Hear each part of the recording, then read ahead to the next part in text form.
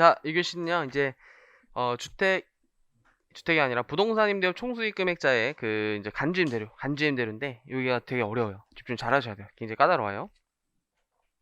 그래서 간주임대료가 일단 크게 추계하지 않는 경우랑, 바로 이제 뒷장에 넘어오면 추계하는 경우로 크게 둘로 나눠져 있어요. 그럼 추계하지 않는다라는 건 장부를 빚이 기록했다라는 거예요. 지금 장부가 있는 상황에서의 간주임대료. 그다음에 장부가 없는 상황에서 간주임대료 크게 둘로 나눠져요. 또 그 상황 속에서 뭘로 나눠지냐면요. 주택에 대한 간주임대료와 주택 외에 대한 간주임대료의 계산 방법이 완전히 상이하기 때문에 이게 되게 어려워요. 이게 까다로워요. 잘 비교해서 정리하셔야 되고요. 그 다음에 주택 외라고 하는 것들은 상가라고 보시면 돼요. 상가. 그 다음에 주택. 그래서 주택부터 보시면요. 간주임대료가 원래 부가세에서는 간주임대료 저희 어떻게 배웠죠? 보증금을 이제 정기예금이자를 곱해가지고 해당 과세원의 일수분의 365, 6년이면 366 이렇게 배웠죠. 이렇게 간단하게. 그쵸? 그래서 마치 이 보증금을 요 은행에 예금 넣은 것만큼만 임대료로 봐서 과세하겠다 이런 취지였죠. 비슷해요. 논리는 비슷해요. 근데 보증금에서 다짜고짜 3억을 빼줘요. 그냥 우리나라에서 3억을 빼줘요. 3억 빼준다는 건 좋은 거죠. 내가 보증금이 3억이라면 3억을 빼주니까 0이 돼서 간주임대료 과세하는 거 없는 거예요. 보증금 3억 초과분만 이제 과세하겠다는 거예요. 보증금 3억 초과분만 과세하겠다는 거예요. 먼저 3억 초과분만 과세한다. 그리고 요게 이제 소득세에서만 있는 킬링 포인트예요. 여기 60%만 과세해요. 이건 법인세도 없고 부가세도 없는 소득세 중에서도 주택에만 있어요. 주택에만 60%만 과세해요. 60%만 과세해요. 그래서 잘 구하고도 저 60% 빼먹어서 틀리는 게 다반수예요. 다반수 진짜. 그래서 그냥 적게 과세하겠다. 적게 과세하겠다. 조금만 과세하겠다. 60%만 과세하겠다. 그 다음에 정기예금이자를 곱하고요. 일수 365 똑같죠. 여기는. 그리고 근데 뒤에 요게 생겨요. 부가세에서. 금융수익. 그 금융수익 좀 이따 자세히 말씀드리겠지만 이제 뭐냐면 이거는 지금 은행에 이 사람이 진짜 넣었어요? 아니면은 넣은 것처럼 간주하는 거예요. 간주하는 거죠. 간주하는 거. 근데 실제 넣었을 수 있잖아요. 실제 은행에. 저 보증금을 실제 은행에 넣어서 이자가 발생할 수 있잖아요. 그럼 이자수도 과세가 되죠. 저희가 배웠던 저번 시간까지 배웠던 이자수도 과세가 된단 말이에요. 근데 이자수로 과세가 또 되는데 요 간주임대료만큼 한 번 더 과세가 되면 이중과세가 된단 말이에요. 그래서 실제 발생한 금융수익은 빼주는 거예요. 저 보증금을 운영해서 실제 발생한 금융수익은 빼주는 거예요. 그래서 저게 장부에 의해서 확인이 돼야 돼요. 실제 이자소득을 은행에 넣어서 이자가 발생했네. 그럼 이자소득 과세되겠구나. 그 금액은 빼줄게. 그래서 그 차액만 간주임대로 과세할게. 이런 느낌이 되는 거예요. 그래서 이런 복잡한 또 산식이 등장하고요. 좀 더 이제 구체화시켜서 보면 첫 번째, 요 주택에 대한 간주임대로는요. 또 무조건 계산을 안 해요. 요건이 3주택 이상자만 과세해요. 3주택 이상자만. 1주택자면은 아예 비과세죠. 저희 1주택자면은 비과세 사업소득에서 배웠잖아요. 그쵸? 그때 싹 다 비과세라고 했잖아요. 싹 다 비과세. 2주택자면요 월세는 과세되고 간주임대는 계산 안 하시는 거예요. 근데 이제 3주택자부터 이제 월세도 과세, 간주임대료도 과세가 되는 거예요. 3주택 이상자만 과세요. 심지어 3주택 판다할 때요 조그만 주택은 또 빼요. 소형 주택이라는 거 빼서 계산하셔야 돼요. 되게 까다롭죠. 그리고 보증금 3억원 초과 부분만 과세를 한다. 3억 빼셔야 돼. 3억. 근데 이제 문제가 되는 거는 얘예요. 얘가 이제 계산 문제일 때 좀 어려운데, 내가 보증금 수령 주택이 2주택 이상이에요. 2주택 이상. 내가 강남에도 한 채, 뭐 여의도도 한 채 이렇게 주택을 임대하고 있대요. 그래서 보증금을 A주택에서도 받고 B주택에서 받았을 때 과연 어디서 3억을 뺄까? 어디서 3억을 뺄까 문제였는데, 여기에 밑줄 쳐주세요. 보증금이 큰 주택이 아니라 보증금 적수가 큰 주택이에요. 적수라는 건 일수를 곱한 거예요. 보증금 곱하기 일수를 곱한 보증금 적수가 큰 주택부터 3억 원을 빼셔야 돼. 3억 원. 그럼 이게 뭔 소리냐? 바로 사례를 만들어 봤어요. 그래서 A, B주택이 있는데요. A는 보증금을 1억 받는데요. B주택은 보증금을 3억 받는데요. 그럼 지금 보증금만 단순 보면 B가 더 크죠. 그래서 B에서 3억을 빼면 B는 계산이 안 되잖아, 간주임대료가. 그럼 A 1억에서 이제 계산이 되는 거잖아요. 그게 아니라는 거예요. A의 주택의 임대일수를 따져봤더니 1년 내내, 1년 내내. 근데 B주택은요, 올해 한 10월쯤에 임대를 시작한 거예요. 그럼 10, 11, 12 한 3개월 정도가 임대돼서 100일 정도가 임대가 된 거예요. 그럼 적수를 계산하면 A는 1억 곱하기 360억, 365억. B는 3억 곱하기 100일, 300억. A의 적수가 더 크죠. 보증금 적수가 큰 A에서 3억을 먼저 빼는 거예요. 근데 보증금이 1억밖에 안 되니까 1억 까고 남은 2억을 이제 B주택에서 까는 거예요, 이렇게. 그래서 3억을 각각 주택에서 빼는 게 아니라 한 사람의 3억을 다 그냥 빼주거든요, 한 사람. 근데 그때 순서가 보증금 적수가 큰 주택, 보증금 적수가 큰 주택 꼭 기억하셔야 돼요. 보증금 큰 주택이라고 하면 안 되고 적수가 큰 주택. 그래서 이렇게 간주임대를 계산할 때는, 주택에 대한 간주임대를 계산할 때는 고려할 게 일단 되게 많아요. 일단 이 사람이 3주택 이상자인지부터 판정하셔야 돼요. 그쵸? 3주택 이상자가 아니면 계산할 필요가 없는 거예요, 그냥. 그럼 3주택 이상자로 보통 출제가 되겠죠. 그럼 뭐부터 해야 되냐? 보증금 적수를 먼저 계산하셔야 돼요. 적수가 문제에서 주어질 때도 있지만 적수가 주어지지 않았다면 적수를 계산한 후에 여기서부터 빼야겠다, 이런 순서를 정하셔야 돼요. 순서를 꼭.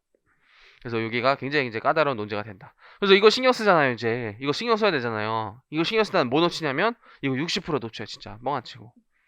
그래서 이제 틀리는 거예요.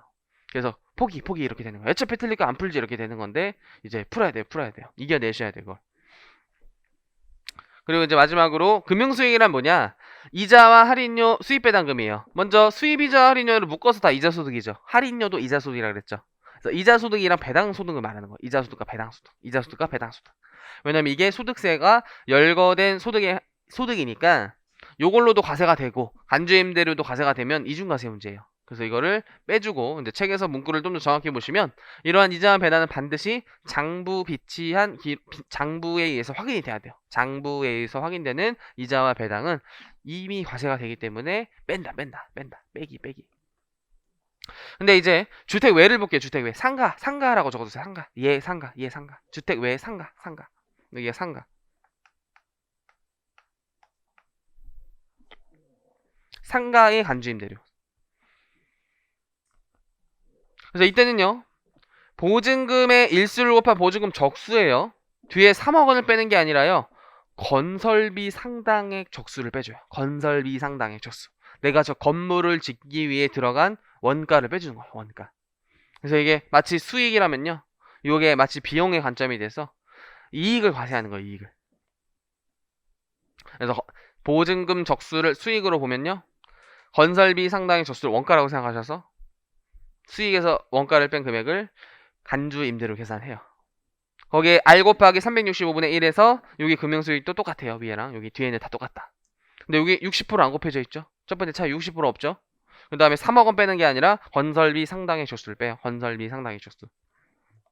근데 이제 추가적으로 몇 가지 더 보시면 이런 상가의 간주 임대료는요, 뭐 3상가 이상만 계산하는 게 아니라 한 개만 보유하고 있더라도 무조건 해요. 간주 임대료는. 그냥 대상자가 모든 부동산 임대업자예요.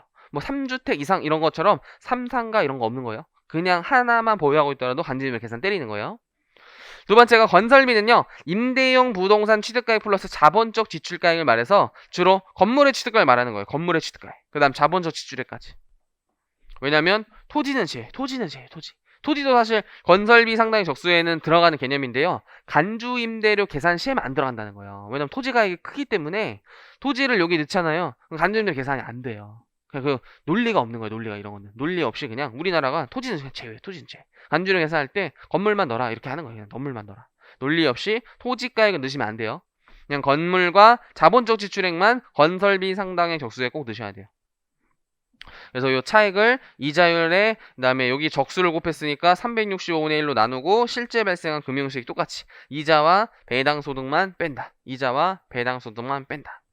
왜냐면 이거 이제 이자와 배당도 이제 왜 좀 중요한 포인트가 되냐면요, 나중에 법인세법 배울 때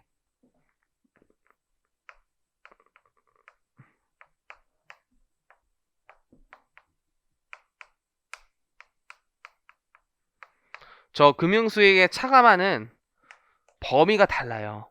간주임들에게서 할 때.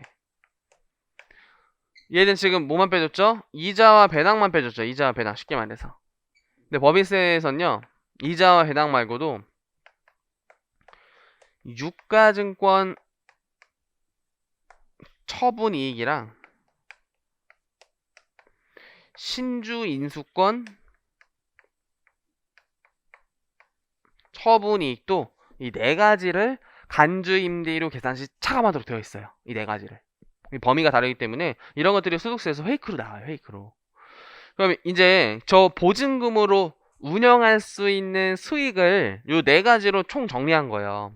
그래서 실제 이런 거를 수익 발생시켰으면 과세가 되니까 간주 임대료로 계산하지 않을게 이런 느낌이에요. 이런 느낌 일단. 근데 법인세에서는요 순자산 증가세를 채택했기 때문에 이런 거 팔았을 때 싹 다 가세요. 싹 다 가세.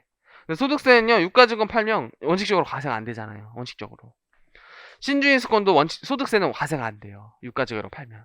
과세가 안 되기 때문에 빼줄 필요가 없는 거예요. 논리가. 과세가 안 되기 때문에. 이거는 이자 배당으로 과세가 되기 때문에 이중과세를 방지하기 위해서는 차감하는 거고 이런 것들은 과세가 안 되기 때문에 빼줄 필요가 없다. 이런 논리로 기억하셔야 돼요. 처음에 어려우면은 배신 이유 이런 식으로 외웠었어요. 배신 이유 이렇게 배신 이유 배신 이유. 어쨌든 이 범위가 달라서 여기도 이제 꼭 이자와 배당만 뺀다. 나머지 것들은 페이크로 놔도 빼시면 안 된다는 거예요. 이렇게 논리를 통해서 이제 좀 볼게요. 그 다음에 요 뒤에 점까지 볼게요. 뒤에 점. 이번엔 추계하는 거예요. 추계.